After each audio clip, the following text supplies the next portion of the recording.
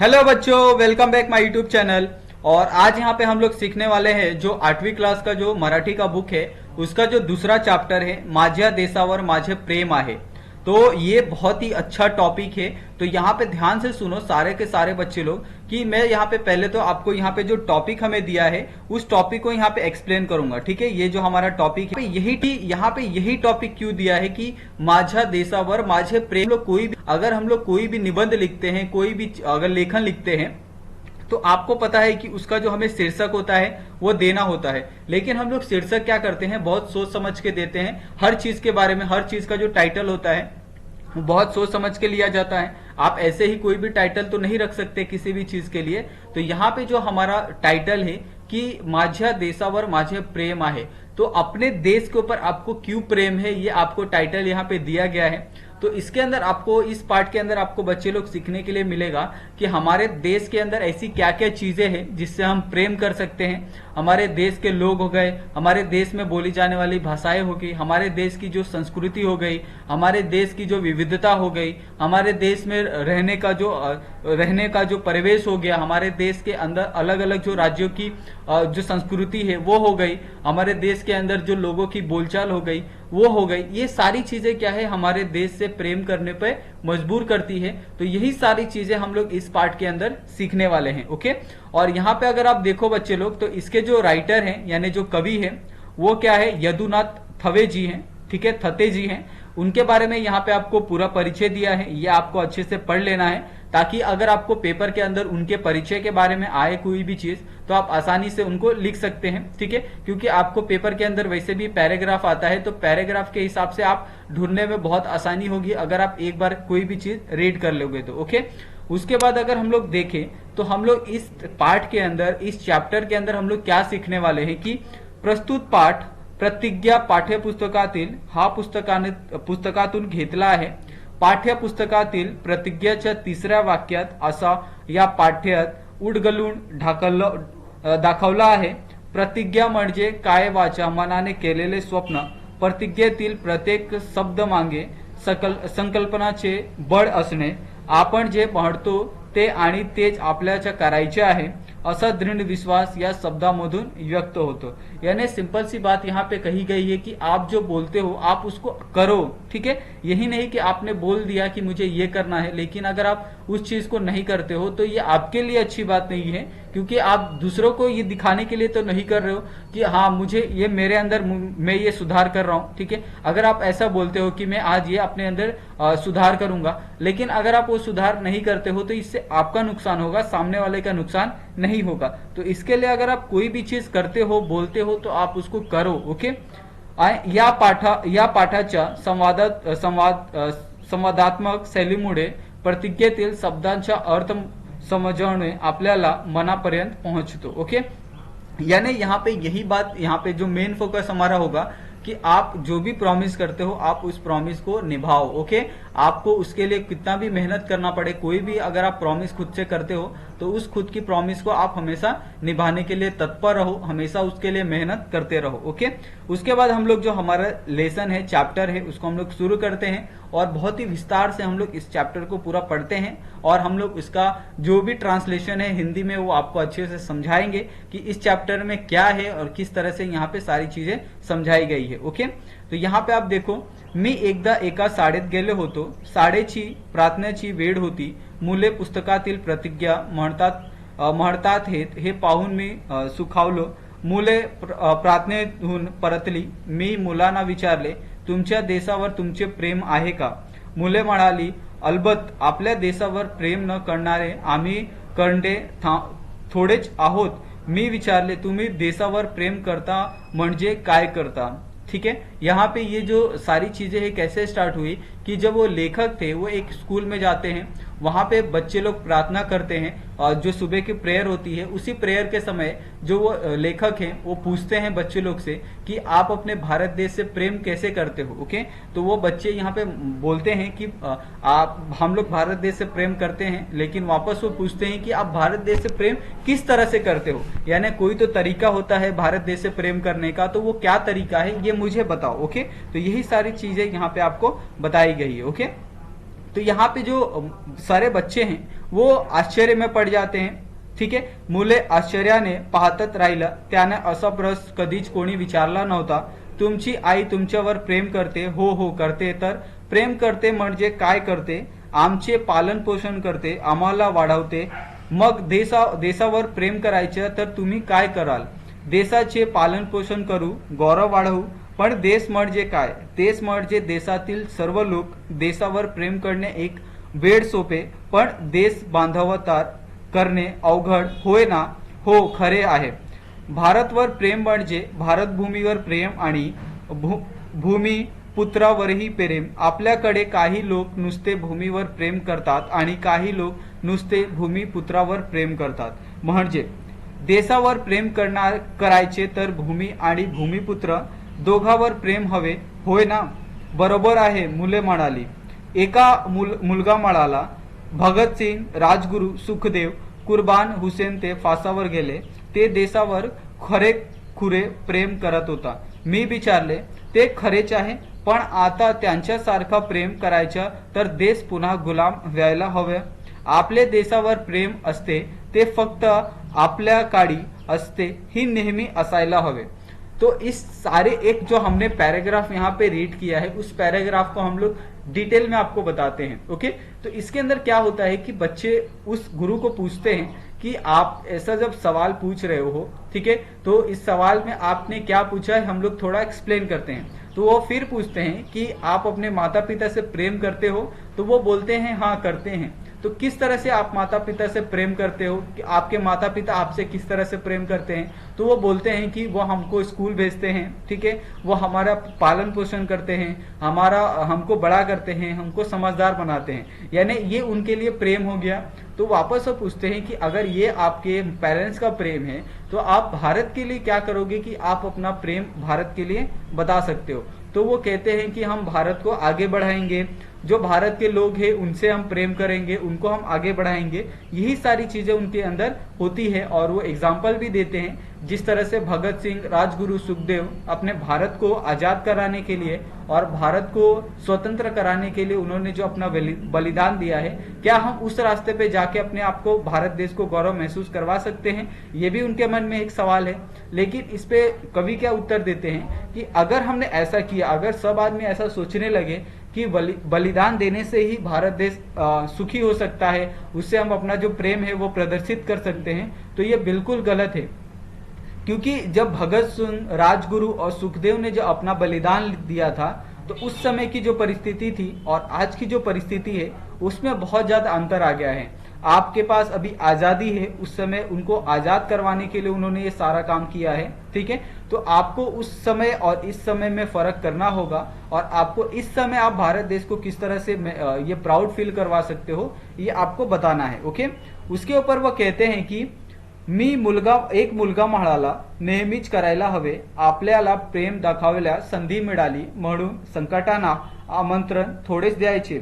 एकदा पंडित जवाहरलाल नेहरू निवडणुकीच्या दौऱ्यावर होते. लोकांनी त्यांची गाडी अडवली आणि भारत माता की जय असा गगनभेदी घोष त्यांनी केला. पंडित नेहरू खाली उतरले आणि भारत माता की जय म्हणजे काय ते विचारू लागले. चर्चा करत करत भारत माता म्हणजे भारतले सर्व लोक ही गोष्ट त्यांनी लोकांना समजावली. देशावर प्रेम करायचे म्हणजे जात, धर्म, वंश, भाषा हे वरवरेच भेद विसरून सर्वांना प्रेम करायचे. तो यहाँ पे आपको एक बात तो ध्यान रखनी है कि आप सिर्फ अगर कहते हो कि हमें भारत के सारे लोगों से प्रेम है, तो सारे लोगों से प्रेम का मतलब होता है कि आप उनके धर्म से, उनके वंश से, उनके भाषा से, उनके वेशभूषा से आप प्रेम करते हो, तो ही आप भारत से प्रेम कर सकते हो. ये बात उन्होंने सिंपल टर्म में जो पंडित जवाहरलाल नेहरू हैं उन्होंने समझाई कि एक्चुअली में भारत माता का मतलब क्या होता है कि भारत में जो लोग रहते हैं वो सिर्फ लोग नहीं है, वो उनके अंदर जो धर्म है, वंश है, भाषा है, जात है, आप उन सबसे अगर प्रेम करते हो तो ही आप भारत देश को गर्व महसूस करवा सकते हो. ओके, उसके बाद एका मुलाने मला अडवून प्रश्न केला, पण प्रेम करायचे म्हणजे काय? मी म्हणालो, प्रेम करायचं म्हणजे दुसऱ्याच्या दुःख पाहून ओल्या डोळ्यांची त्यांच्या मदतीसाठी धावून लायचे आणि दुसऱ्याला आनंद झाला की आपणही आनंदित व्हायचे. प्रेम करायचे तर अश्रू आणि हास्य यांची भाषा आपल्याला आली पाहिजे. हास्य आणि अश्रूची भाषा, हास्य आणि अश्रू त्यांची भाषा ही जागतिक भाषा आहे. महात्मा गांधी काय म्हणाले होते माहित आहे? ते म्हणाले होते, प्रेम निष्क्रिय असूच शकत नाही, प्रेम सक्रिय पाहिजे, तसे सुबुद्ध गवी है. यहाँ पे ये भी कहा गया है कि अगर आपके अंदर प्रेम है तो आप प्रेम के अंदर आपके अंदर भले ही दुख आएगा, सुख आएगा, आपको हर चीज के अंदर आपको समझने की शक्ति होनी चाहिए. आप उस चीज को किस तरह से टैकल कर सकते हो, किस तरह से आप उस चीज को संभाल सकते हो, ये भी एक तरह का जो प्रेम है वो भारत देश से होता है. ओके, इसमें जैसे हम लोग महात्मा गांधी का अगर यहाँ पे एक एग्जाम्पल दिया है, उसके अंदर महात्मा गांधी क्या कहते हैं कि आपको अगर हास्य और अश्रु ये दोनों के बीच का अगर मतलब समझ गया कि एक्चुअली में हंसी और आंसू ये दोनों के बीच में मतलब क्या है, और इस मतलब को अगर आप समझ लेते हैं तो इससे आप देश प्रेम किस तरह से आप कर सकते हैं वो आपको अच्छे से समझ में आएगा. ओके, पण शांतीच्या काळात देशावर प्रेम करायचे म्हणजे काय? शांतीच्या काळात प्रेम करणाऱ्या कितीतरी मार्ग आहेत. देशाच्या नवनिर्माणासाठी रचनात्मक कार्य करणे म्हणजे देशप्रेम, देशावर प्रेम करणे. हातात झाडू घेऊन गावाची शास्त्रीय पद्धतीने साफसफाई करणे म्हणजे देखील देशावर प्रेम करणे होते. कोणतेही काम करताना आपल्या मनात असा विचार आला पाहिजे की माझ्या या वागण्याचा परिणाम देशावर आणि देशवासीवर काय होईल. ठीक है, तो ये बात भी आपको ध्यान रखनी है. आपल्या पोटापलीकडे पाहिल्या विकलाखेरीज माझ्या देशावर प्रेम आहे असे आपल्याला म्हणताच येणार नाही. खरे म्हणजे कोणती गोष्ट लहान किंवा मोठी नसते, त्या संदर्भात आम्ही ते काम करतो, तो संदर्भात या गोष्टीला लहान किंवा मोठे बनवत असतो स्वार्थी वृत्ति ने केल्या. यहाँ पे ये भी कहा गया है कि बहुत से लोग होते हैं ना कि कैसा होता है कि उनको क्या लगता है कि अगर मैं ये काम करूंगा, जैसे झाड़ू मारना हो गया, ठीक है, बाहर जाके उनको लगता है कि ये काम मेरे लिए नहीं बना है, ये काम छोटों के लिए बना है. ठीक है, तो यहाँ पे एक भेदभाव हो गया. लेकिन अगर आपको भारत देश को सच में अगर गर्व महसूस करवाना है तो छोटे से लेके जो बड़ा काम है आपको उसको एक नजरिए से देखना है. यानी काम का मतलब सिर्फ काम होता है, वो छोटा काम नहीं, बड़ा काम नहीं. इस चीज को लेके हमारे भारत देश में बहुत ज्यादा भेदभाव है और इसके वजह से बहुत ज्यादा जो तकलीफें हैं भारत देश में होती है, क्योंकि लोगों को उनके काम के बेस पे डिस्क्रिमिनेट किया जाता है, उनको काम के बेस पे डिवाइड किया जाता है. यानी ये जो काम करता है ये काम छोटे लोग का होता है, गरीब लोग का होता है, और ये जो काम है ये अमीर लोग का होता है, इसमें ज्यादा पैसे मिलते हैं. इसकी वजह से क्या होता है कि लोगों के बीच में एक दरार आ जाती है, लोगों के बीच में एक डिस्टेंस आ जाता है, और जो छोटा वर्ग है वो बड़े वर्ग से नफरत करने लगता है, और जो बड़ा वर्ग है वो छोटे की ओर ध्यान नहीं देता है. और इसकी वजह से जो समाज में बैलेंस है वो बैलेंस क्रिएट नहीं होता है. तो ये भी एक चीज है जिससे आप जो देश प्रेम है वो देश प्रेम को आप बता सकते हो कि हमारे लिए जो काम है वो काम का मतलब ही काम है, उसमें कोई भी भेदभाव नहीं, ना छोटा काम ना बड़ा काम. और जो भी हम काम करते हैं उस पर हमें गर्व होना चाहिए. वो आप कौन सा भी काम करो, ऐसा छोटा हो या बड़ा हो, लेकिन आपको अपने काम पे गर्व होना चाहिए और आप ऐसा काम करो जिससे देश को फायदा हो इनडायरेक्टली. ओके, मैं यही नहीं बोल रहा हूँ कि डायरेक्टली उसका देश को फायदा होना चाहिए, इनडायरेक्टली उसको देश को फायदा होना चाहिए. क्योंकि अगर आप जो भी काम करते हो उससे सामने वाले को कोई अगर हेल्प होती है, कोई उसको अगर फायदा पहुंचता है तो वो सामने वाला दूसरे को हेल्प पहुंचाएगा. तो इससे क्या होता है कि एक आदमी के हेल्प से अगर आप 10 लोगों की मदद करते हो एक काम से, तो इससे आपका जो समाज है वो भी विकसित होता है, अब आपका जो समाज है वो भी ग्रो करता है और लोगों की जो मेंटेलिटी है वो भी चेंज होती है. ठीक है, तो ये सारी चीजें आपको यहाँ पे सीखनी है.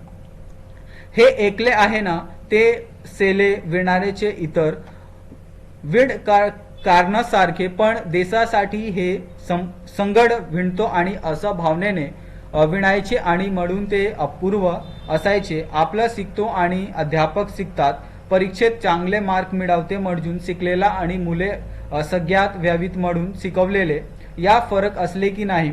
हो, फरक असायला हवा. होटलात आपण खातो आणि घरी आईने बनवलेला पदार्थ आपण खातो, त्यात काही फरक आपल्याला जाणवतो? आईच्या प्रेमाची चव त्या पदार्थांना मिळलेली असते ना? अमुच वजनात हात अमुच गतीने पाठीवर धप धप करून लागला की आपल्याला जे जाणवले ते आणि आईने पाठीवर शाबासकी दिली त्यांना अंतर आहे की नाही? ठीक आहे, तो यहाँ पे ये भी कहा गया है कि आप अभी कभी ऑब्जर्व करो, ठीक है, अगर आप कहीं होटल में जाते हो खाने के लिए और आप घर पे खाते हो तो आपको दोनों में बहुत ज्यादा फर्क दिखेगा, ठीक है।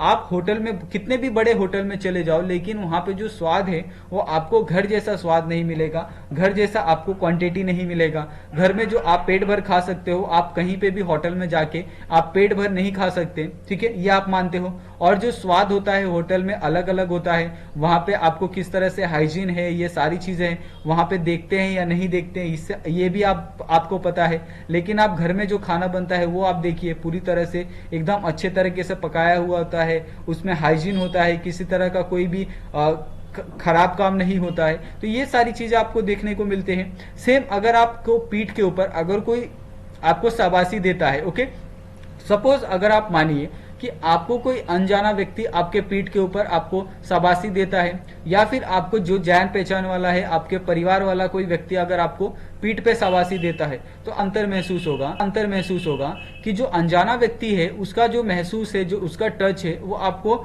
अलग सा लगेगा। लेकिन जो अपने व्यक्ति है, जो आपके परिवार के व्यक्ति हैं, उनका जो टच है वो आपको जाना पहचाना लगेगा, उससे आपको असहज, ये सारी चीजें आपको फील नहीं होगी। तो ये सारी चीजें आपने यहाँ पे पता है आपको। और इसी तरह से आप अपने देश के प्रति आप किस तरह से ये सारी चीजें कर सकते हो, ओके। आप अपने लोग हो, यानी आप देश के लोग हैं, तो आप अगर देश के लिए कुछ करते हो तो इससे किसी को असहज नहीं होगा, किसी को इससे तकलीफ नहीं होगा, ठीक है। तो ये सोच के आपको देश के लिए काम करना है, ओके। अमुक वाचनाचा हात अमुक गाडीने पाठीवर धप्प करून लागला। उसके बाद तेव्हा देशाच्या व देश बांधवण्याच्या प्रेमाने आपण जे करून त्यांची गुणवत्ता निश्चित वेगळी असते, ती जाणीव नसल्याने अनेक अडचणी आणि गैरसोयी आपणच निर्माण करत असतो। एटीच्या रेल्वेच्या कामगाराला त्याचप्रमाणे प्रवाहालाही तर खरोखर आपल्या देश बांधवण्याबद्दल प्रेम असेल, आस्था असेल तर गाड्या धाड राहतील का? देशभरचे आपल्या प्रेम प्रत्येक बारीकसारीक गोष्टीने दिसून आले पाहिजे। मोठे प्रश्न उभे राहतील तेव्हा तर प्रेम आपण दाखवून, अर्थात असे प्रश्न जीवनात एखाद्या वेळी आले तर येतात, पण छोटे प्रश्न रोजच येत असतात। आपले देशावरील व देश बांधवण्यावरील प्रेम प्रकट करण्यासाठी संकटांना निमंत्रण देण्याची गरज नाही। मुले शांतपणे ऐकत होती। देशावर प्रेम म्हणजे देश बांधवण्यावर प्रेम, त्यांची देश बांधवावर प्रेम करता येते नाही, त्यांच्या देशावर प्रेम करणाऱ्या दावा फोल म्हणावा लागते। सारे विश्व प्रेमाना कवेत व्यावे वाटले तरी जणवचे त्यांच्या आलिंगन देता येते, त्याप्रमाणे याच मान वमात्रावर प्रेम करायचे म्हटले तरी शेवटी देश बांधवावर प्रेम करणे शक्य असते। प्रेम कधीही निष्क्रिय राहू शकत नाही। प्रेमात अपार अशी संवर्धक शक्ती आहे, ही ओळखूनच खरा धर्म या कवितेत साने गुरुजी म्हणतात, खरा तो एकची धर्म जगाला प्रेम अर्पावे। असा खऱ्या धर्माच्या उपहास कालाच खऱ्या अर्थाने असे म्हणत येईल की माझ्या देशावर माझे प्रेम आहे। खरोखर आपल्या देशावर आपले प्रेम असते तर आपली गावे अशी मलमूत्राने वेढलेली दिसली असती का? आपले डोंगर उधळे बोखडे दिसले असते का? संशया मला माता असे काय फक्त राष्ट्र गीताच्या धोसडावेचे की ती भूमी संशय माला व्यावी म्हणून आपल्या धाम गाड्याची तयारी ठेवायची। देशावर प्रेम करायच्या तर देशाचे आजचे चित्र बदलण्यासाठी कंबर कसायला हवी। माझ्या देशावर माझे खरे खुरे प्रेम असले तर तो प्रदूषणाच्या कचटाऱ्या घोसवू नसे, यासाठी मी खटपट करायला नको। इथली हवा पाणी निसर्ग बिघडून टाकलेल्यामुळे आपल्या देशावरील आपले प्रेम सिद्ध होईल। तो यहाँ पे हमने जितना भी पैराग्राफ पढ़ा, उस पैराग्राफ में मैं अगर आपको शॉर्ट में समझाऊं तो आपको पता है कि यहाँ पे हमने ये सीखा कि आप देश से किस तरह से प्रेम दिखा सकते हो, ओके। लेकिन आज के भारत में और पहले के भारत में क्या फर्क हो गया है कि पहले के भारत में जो समस्याएं थी वो आज के भारत में नहीं है, ओके। पहले के भारत में समस्या क्या थी? शिक्षा, ठीक है, और जो रूढ़िगत परंपराएं थी, ये मेडिकल की सुविधा, ये सारी चीजें क्या थी, भारत की समस्या थी। लेकिन आज के समय में भारत की असली समस्या क्या है, प्रदूषण हो गया, गंदा पानी हो गया, बिजली की समस्या हो गई, श्वास लेने के लिए हवा की समस्या हो गई, रहने के लिए जमीन की समस्या हो गई, पीने के लिए पानी की समस्या हो गई। ये आज के भारत की समस्या है, ठीक है। और ये सारी समस्या क्यों हो रही है, क्योंकि हम लोग उसके ऊपर जागरूक नहीं है। हम लोग कोई भी चीज अगर काम करते हैं, उसका जो भी वेस्ट मटेरियल निकलता है, हम लोग बिना सोचे ऐसे जगह डालते हैं जहां पे उसको डालना नहीं चाहिए। यानी हम लोग क्या करते हैं, गंदा पानी निकलता है उसको डायरेक्ट नदियों में छोड़ देते हैं। ये नहीं सोचते हैं कि हमको जो नदियों का जो पानी हमको मिलने वाला है, वो हमको नदियों से ही मिलने वाला है, हमको कहीं और से पानी तो मिलने वाला नहीं है। हम पानी घर पे तो बना नहीं रहे हैं। यानी हम जो भी सुविधाएं इस्तेमाल करते हैं वो नेचर की ही है, हमारा तो कुछ भी नहीं है। तो जो भी चीजें जैसे हवा हो गई, पानी हो गया, भूमि हो गई, अगर हम इन्हीं चीजों को अगर प्रदूषित करेंगे तो आप कैसे ये आशा कर सकते हो, कैसे ये बोल सकते हो कि हम इसके हकदार हैं, हमें साफ पानी मिलना चाहिए, साफ भूमि होनी चाहिए, साफ हवा होनी चाहिए। ओके, आप अगर देखोगे तो आज के समय में अगर दुनिया के सबसे जो खराब हवा क्वालिटी वाले जो शहर हैं, उसमें आप भारत के 2 शहर हैं, दिल्ली, कोलकाता, तो आप सोच सकते हो कि यहाँ का जो हवा की जो क्वालिटी है, वहां का जो AQI है, वो कितना खतरनाक है। वहां पे आपको पता है कि हम लोग जो आप टैबेको यानी सिगरेट का जो पैकेट देखते हो कि सिगरेट पीने से ये सारी समस्याएं होती हैं। अगर आप सिगरेट मत पियो, लेकिन आप दिल्ली की हवा में जाके सांस लो, तो उससे ज्यादा आपको प्रॉब्लम दिल्ली की हवा में आपको देखने को मिलेगी। ओके, तो ये सारी समस्या आज के देश की समस्या है। तो आप इसको किस तरह से आप दूर कर सकते हो और अपने भारत से प्रेम दिखा सकते हो, यही आपको एक चैलेंज है। ओके, उसके बाद ये कहा गया है कि ही भूमी सुजलाम सुफलाम आहे असे म्हणतात असतानाच तिली सुफलता आपल्या कर्तव्यावर अवलंबून राहणार आहे असे विसरला येईल। कष्ट करणाऱ्याला फक्त मिळत नसेल आणि फळाची इच्छा धरण्याची कष्ट करावे लागणार नाही, तर त्या भूमीला सुफला म्हणजे येईल का? माझ्या देशावर माझे खुरखुरे प्रेम असले तर वंदे मातरम गीता तो आदर्श सांगितला आहे तो वास्तवात यावे, यासाठी धडपडण्याची प्रेरणा आपल्याला मिळाली पाहिजे। आपण जात धर्म वंश भाषा या निमित्त करून आपला भांडला राहिले तर ते भारत मातेला रुचेल काय? देशावर आपले प्रेम असले तर सर्व समाज घटकांना न्याय, स्वतंत्रता, समता आणि आपल्यापणाची हमी आपल्याला देता आणि आली पाहिजे। शेवटी देशावर प्रेम म्हणजे भूमीवर प्रेम आणि भूमिपुत्रावरही प्रेम। भूमिपुत्रावर ज्यांना प्रेम करता येत नाही त्यांचे भूमीवर प्रेम करणे हे एक प्रकारचे ढोंगच होईल। वंदे मातरम गीता जे चित्र शब्दकीत झाले आहे त्या वास्तवात यावे म्हणून धडपड करत राहणे आणि सर्व भूमिपुत्रांना न्याय, स्वतंत्रता, समता आणि आपलेपणा याचे आश्वासन देणार म्हणजेच देशावर प्रेम करने। ओके, तो यहाँ पे ये बात तो आपको माननी होगी कि देश में अगर प्रेम लाना है तो आप सबको मिलजुल के काम करना होगा। आप अगर धर्म के नाम पे, अगर जाति के नाम पे आप अगर ऐसा करोगे तो आप कभी भी आगे नहीं बढ़ सकते। खासकर आपको अपने ऊपर विश्वास होना चाहिए, ठीक है। आपको अपने ऊपर गर्व होना चाहिए। आप जिस भी जात के हो, जिस भी धर्म के हो, आपको उसके ऊपर गर्व होना चाहिए। और सबसे बड़ी बात कि आपको अपने भारत देश पे गर्व होना चाहिए। तभी आप क्या कर सकते हो, भारत देश के लिए कुछ अच्छा काम कर सकते हो और भारत देश को प्राउड फील करवा सकते हो। ओके, आप अगर दूसरों के चक्कर में रहोगे, ठीक है, अगर दूसरे ऐसा कर रहे हैं तो मैं ऐसा क्यों कर रहा हूं, अगर आप ये सोचते रहोगे, ठीक है, तो आप कभी भी अपने भारत देश के लिए कुछ कर नहीं सकते। ओके, क्योंकि आप सोच सकते हो कि 130 करोड़ लोग में भी सिर्फ कुछ ही ऐसे लोग हैं जो भारत को प्राउड फील करवाते हैं। ऐसा क्यों आपने सोचा है? क्योंकि वो सच में भारत के लिए मेहनत करते हैं, वो अपने लिए मेहनत करते हैं, तभी वो भारत को प्राउड फील करवाते हैं। ठीक है, भारत के लिए मेडल जीतना हो, भारत को गौरवान्वित करना हो, भारत का नाम दूसरे देशों में उनका प्रसिद्ध करना हो, तो ऐसी सारी चीजें आप भी कर सकते हो। लेकिन आपको खुद पे कॉन्फिडेंस होना चाहिए, आपका जो गोल है उस पर आपको फोकस करना चाहिए। ठीक है, तो ये सारी चीजें आपको हमेशा ध्यान में रखनी है। और ये आपको बहुत ही अच्छा एक चैप्टर आपको दिया है 8th क्लास में। ठीक है, पहला भी चैप्टर आप देख लो, आपको भारत के ऊपर ही है, और दूसरा भी चैप्टर आप देख लो, भारत के ऊपर ही है। तो आपको इससे कुछ सीखना चाहिए, सच में ये मेरा कहना है। आप भले ही अगर पढ़ाई में कमजोर हो, लेकिन अगर आप ऐसे सारे अगर जो गुण है अगर आप अपने अंदर लाते हो, तो आपको कोई भी सफल होने से कोई नहीं रोक सकता। ठीक है, मैं नहीं कहता कि मार्क्स मैटर नहीं करते, लेकिन अगर आपको लाइफ में आगे बढ़ना है तो बहुत सारी जो चीजें हैं आपको सीखनी चाहिए।